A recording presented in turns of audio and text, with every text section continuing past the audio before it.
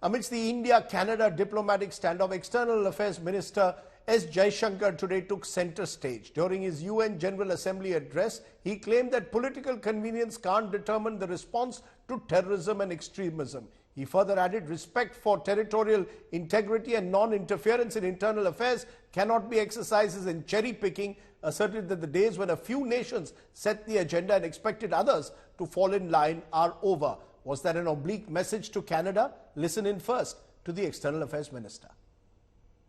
Nor must we countenance that political convenience determines responses to terrorism, extremism, and violence. Similarly, respect for territorial integrity and non-interference in internal affairs cannot be exercises in cherry-picking. When reality departs from the rhetoric, we must have the courage to call it out. Without genuine solidarity, there can never be real trust. This is very much the sentiment of the Global South. Dr. Jaishankar at the UNGA. Now, all of this is coming, of course, against the backdrop of Canadian Prime Minister Justin Trudeau's accusation that India is in some way involved, or there's a possible link, potential link for the murder of Khalistani terrorist Hardeep Nijjar. But a US media report has now revealed that the fact is Canada botched up the probe.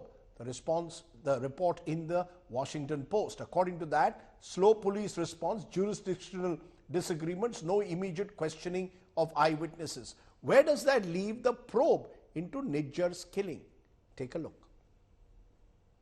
Canadian security agencies have been actively pursuing credible allegations of a potential link between agents of the government of India and the killing of a Canadian citizen, Hardeep Singh Nijjar.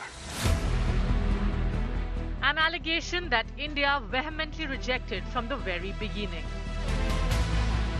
Accusations regarding the murder of Hardeep Singh Nijjar, the Canadian government contends, were partly based on intelligence shared by a key member of the Five Eyes alliance. In an unexpected turn of events, a Washington Post report has now turned those very allegations on their head. The Washington Post report, relying on CCTV footage and witness interviews, suggests possible lapses in policing and intelligence on the day of the killing at the Gurdwara in Surrey. Investigators failed to adequately inform members of the local Sikh community about their inquiry into the June 18th killing. Police response was reportedly delayed. Intra-agency disagreements further prolonged the investigation. Residents also claim that investigators did not promptly request access to the CCTV footage. The Washington Post also provided an account of the 90-second security camera footage capturing Nijjar's murder. According to the news report, a sedan blocked Nijjar's truck as he attempted to leave the Gurdwara parking lot. Two individuals wearing hooded sweatshirts emerged from the car, brandishing a firearm at the truck's driver's seat. Subsequently, investigators discovered that 50 bullets were fired during that incident. 34 of them struck Nijjar. The sedan fled the scene and the perpetrators remained at large. The Gurdwara leader even mentioned the discovery of a tracking device attached to Nijjar's car wheel. If this doesn't constitute a failure in Canadian law enforcement and intelligence, then what does?